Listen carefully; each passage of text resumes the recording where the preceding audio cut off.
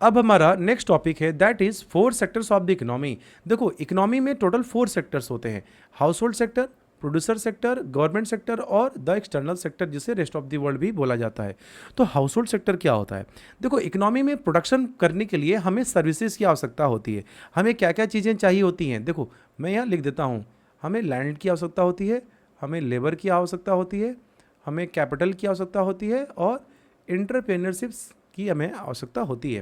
तो आखिरकार अगर कोई प्रोड्यूसर है, उसे प्रोडक्शन करना है, तो उसे ये चार चीज़ें कहाँ मिलेंगी? वो किसके पास जाएगा? तो वो जाएगा हाउस होल्ड सेक्टर के पास। क्यों? क्योंकि उनकी फैक्टर्स ऑफ प्रोडक्शन के ऑनर्स ये हमें हाउस होल्ड से लेना होता है। क्लियर? चलो अब बढ़ते हैं अगले टॉपिक पे, दैट इज प्रोड्यूसर सेक्टर। तो प्रोड्यूसर सेक्टर क्या होता है? प्रोड्यूसर सेक्टर हर वो प्रोडक्शन यूनिट को हम कहते हैं जो प्रोडक्शन प्रोसेस में इन्वॉल्व है। ठीक है, जो क्या करता है प्रोड्यूसर सेक्टर? हायर करेगा। क्या हायर करेगा? सर्विसेज। किससे? हाउस होल्ड से। क्यों? क्योंकि उसे प्रोडक्शन प्रोसेस करना है। Third topic is government sector. देखो गवर्नमेंट सेक्टर यहाँ पे रिप्रेजेंट करता है, government as a producer unit भी है जो प्रॉफिट के लिए भी काम कर रही है और जो वेलफेयर के लिए भी काम कर रही है। ठीक है, और गवर्नमेंट क्या होता है? वो सर्विसेज भी ऑफर करते हैं। गवर्नमेंट आपको पता होगा कई सर्विसेज जैसे बीएसएनएल हो गए हैं, जैसे इंडियन रेलवे गवर्नमेंट ओन्ड है, लेकिन ये प्रोड्यूसर भी है और ये वेलफेयर का भी काम कर रही है।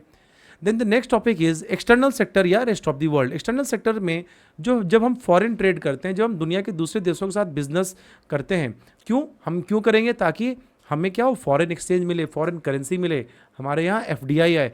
तो ये हम कैसे करते हैं? किन की मदद से करते हैं? रेस्ट ऑफ द वर्ल्ड की मदद से करते हैं। क्लियर? नेक्स्ट टॉपिक है हमारा दैट इज इंटरसेक्टोरल फ्लो। देखो इंटरसेक्टोरल फ्लो क्या होता है? इंटरसेक्टोरल फ्लो होता है, एक इकोनॉमी में हमने अभी पढ़ा कि चार तरीके के सेक्टर होते हैं। प्रोड्यूसर, उससे पहले हाउस होल्ड को लिखने दो, हाउस होल्ड, प्रोड्यूसर, गवर्नमेंट और रेस्ट ऑफ द वर्ल्ड।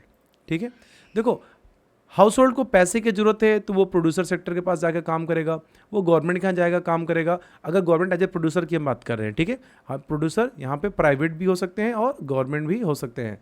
तो और गवर्नमेंट को काम करवाने के लिए क्या चाहिए? हाउस होल्ड की सर्विसेज चाहिए।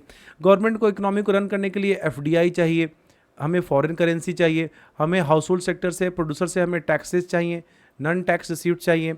ठीक है, रेस्ट ऑफ द वर्ल्ड में दुनिया के दूसरे देश हैं, उन्हें भी कुछ गुड्स एंड सर्विसेज की आवश्यकता है। जैसे हमें ऑयल चाहिए, ऐसे ही बहुत से कंट्रीज़ हैं जो गल्फ़ कंट्रीज से ऑयल खरीदते हैं।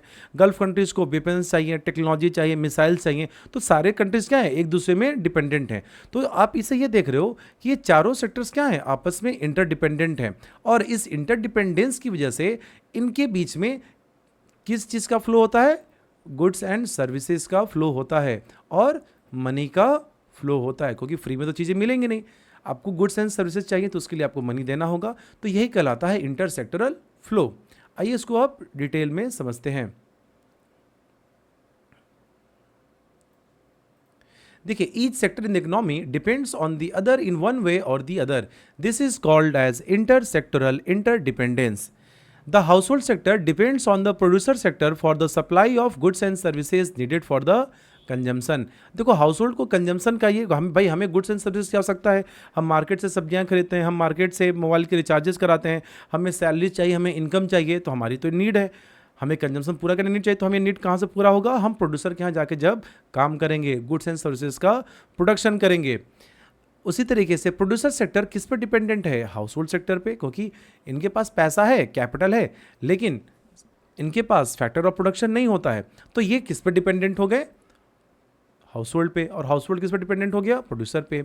अब गवर्नमेंट सेक्टर है तो गवर्नमेंट भी प्रोड्यूसर है। अगर गवर्नमेंट एज ए प्रोड्यूसर की बात करेंगे तो इसे भी किसकी सर्विसेज चाहिए? हाउस होल्ड को।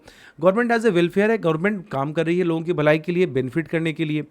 ठीक है, तो गवर्नमेंट को उस काम करने के लिए टैक्स और नॉन टैक्स रेवेन्यू चाहिए, तो ऑब्वियसली वो इसके लिए डिपेंडेंट है हाउस होल्ड प्रोड्यूसर दोनों के ऊपर में। गवर्नमेंट को देश को चलाने के लिए फॉरेन एफडीआई चाहिए, करेंसी चाहिए, तो उसके लिए किस पर डिपेंडेंट है? वो रेस्ट ऑफ द वर्ल्ड पे। क्लियर? तो I hope this is clear to you. अब producer and household depends on the government for administrative services besides law and order. अब जैसे हम आप क्या हैं? एक कॉमन सिटीजन है, हम हाउस होल्ड, हम factors of production, honours of factors of production है, लेकिन हम गवर्नमेंट पे डिपेंडेंट हैं। पुलिस की सर्विसेज हैं, आर्मी सर्विसेज हैं, मेडिकल फैसिलिटीज़, रोड्स, हाईवेज़ के लिए। तो ये कहलाता है इंटर सेक्टोरल इंटरडिपेंडेंस, कि इकोनॉमी के अलग अलग सेक्टर्स आपस में इंटरडिपेंडेंट होते हैं और इस इंटरडिपेंडेंस की वजह से इनके बीच में दो तरीके के फ्लो होते हैं, एक flow of goods and services होता है और दूसरा फ्लो ऑफ मनी होता है। ठीक है, तो I hope this is clear to you all. अब देखो इंटर सेक्टोरल फ्लो, मैंने ऊपर में बताया कि इंटर सेक्टर इंडिपेंडेंस की वजह से ही इंटर सेक्टोरल फ्लो होता है। इंटर सेक्टोरल फ्लो का मतलब flow of real flow and money flow.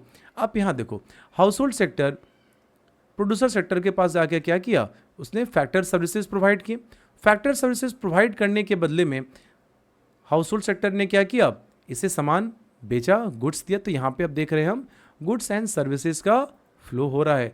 तो जब इकोनॉमी के बीच में, अलग अलग सेक्टर्स ऑफ इकोनॉमी के बीच में जब flow of goods and services होता है तो ये कहलाता है रियल फ्लो। रियल फ्लो में सिर्फ गुड्स एंड सर्विसेज का फ्लो की बात कर रहे हैं। हाउस होल्ड ने यहाँ पे सर्विसेज प्रोवाइड किए और बदले में प्रोड्यूसर के यहाँ गुड्स एंड सर्विसेज का प्रोडक्शन हुआ जिसका कंजम्पशन हाउस होल्ड करेगा।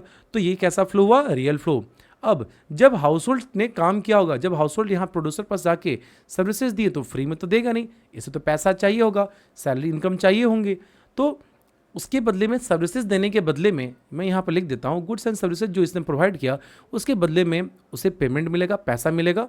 तो ये कहलाएगा मनी फ्लो। अब जब इसे पैसा मिलेगा तो वो क्या करेगा, एक्सपेंडिचर करेगा, वो खर्च करेगा पैसे किस पे, सामान खरीदने पे। और जब सामान खरीदने में पैसे खर्च करेगा तो ये पैसा कहाँ जाएगा, प्रोड्यूसर के पास जाएगा।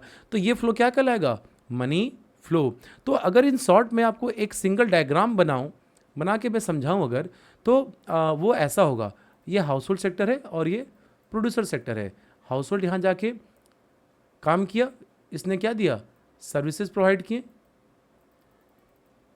जब इसने सर्विसेज प्रोवाइड किया तो यहाँ पे क्या हुआ, production of goods and services हुए जिनका कंजम्पशन करने की आवश्यकता किन्हें है, हाउस होल्ड को है। तो देखो जब यहाँ पे पहले केस में जब इसने सर्विसेज यहाँ पे दिए तो इसके बदले में इसे क्या मिलेगा, सैलरी मिलेगी, पेमेंट ऑफ। मैं यहाँ सैलरी इसलिए बता रहा हूँ क्योंकि आपको ईजी होगा, हालांकि इसे इनकम बोल सकते हैं, आप फैक्टर पेमेंट बोल सकते हैं टेक्निकल लैंग्वेज में। और जब इसे फैक्टर पेमेंट होगा तो जो production of goods and services का इसने कंजम्पशन किया तो ये इस पर क्या करेगा, ये पैसे खर्च करेगा, खरीदेगा तो पैसे खर्च होंगे। तो ये कंबाइंड सिंगल डायग्राम जब हम चार्ट बनाते हैं तो ये ऐसा बनता है। ठीक है, चलो अब बढ़ते हैं अगले टॉपिक पे। अब होता है that is circular flow of income. देखो इकोनॉमी में क्या होता है, सर्कुलर फ्लो ऑफ इनकम होता है। फ्लो ऑफ इनकम का मतलब क्या हुआ, यहाँ पे देखो आप, देखो इकोनॉमी में 3 प्रोसेसेस मेनली होते हैं।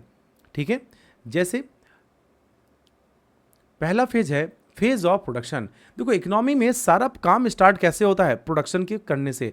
प्रोडक्शन होगा तभी तो लोगों को जॉब मिलेगी। जैसे अगर मैं प्रोड्यूसर हूँ, अगर मैं प्लांट लगाऊंगा तब तो आप लोगों को जॉब मिलेगा। तो कोई पर्सन है, कोई एक इंटरप्रेन्योर है, कोई एक प्रोड्यूसर है, कोई एक बिजनेसमैन है, उसने अगर फैक्ट्री सेटअप किया, उसने कोई इंडस्ट्री सेटअप की, तो इंडस्ट्री सेटअप करना पहला प्रोसेस होता है। जब ये सेटअप करेगा तो ये हाउस होल्ड को हायर करेगा अपने पास काम करने के लिए। इस फैक्ट्री में कौन काम करेंगे, हाउस होल्ड लोग, हम आप जैसे लोग काम करेंगे। तो जब हम अपने सर्विसेज देंगे तब हमें क्या मिलेगा, पेमेंट, जिसे कहा जाता है second step, that is income generation. हमें सैलरी मिलेगी। अगर मैंने अगर लेबर सर्विसेज दिए तो मुझे सैलरी मिलेगी। मैंने अगर कैपिटल दिए तो मुझे क्या होगा, इंटरेस्ट मिलेगा। यस और नो। तो अगर मैं इंटरप्रेन्योर सर्विसेज दूंगा तो मुझे प्रॉफिट का हिस्सा मिलेगा। तो ये कहलाता है second stage, that is phase of income generation. और जब ये पैसे मुझे मिलेंगे तो भाई मेरी नीड्स एंड वांट है, मेरी कुछ नीड्स हैं सर्वाइव करने के लिए, तो मैं उस पैसे को खर्च करूंगा। पैसे खर्च होंगे तो मैं अगेन वापस से प्रोडक्शन प्रोसेस का पार्ट बनूंगा, मैं अगेन जॉब पे जाऊंगा, मैं अगेन काम करूंगा। तो ये साइकिल ऐसे ही रिपीट होते रहता है। तो इसे ही कहा जाता है circular flow of income. I hope friends this is clear to you all. चलो बढ़ते हैं अपने अगले टॉपिक की ओर। और ये रहा एक डायग्राम। देखो यहाँ पे जो सर्कल फ्लो ऑफ इनकम होता है उसमें 3 फेजेस होते हैं। मैंने यहाँ पे एक सर्कल बनाया ताकि आपको ये बात अच्छे से समझ में जाए। Production of goods and services, generation और distribution of income and disposition और एक्सपेंडिचर ऑफ इनकम। तो यही हमारा है डायग्राम। अगर ये क्वेश्चन एग्जाम में पूछा जाएगा तो मैं एडवाइस करूँगा कि आप ये थ्योरी बना के, ये थ्योरी लिख के आप इसके साथ साथ में इसका ये डायग्राम भी बनाएं, आपको इसके पूरे मार्क्स मिलेंगे। तो इसी के साथ हमारा चैप्टर 1 यहीं पे समाप्त होता है।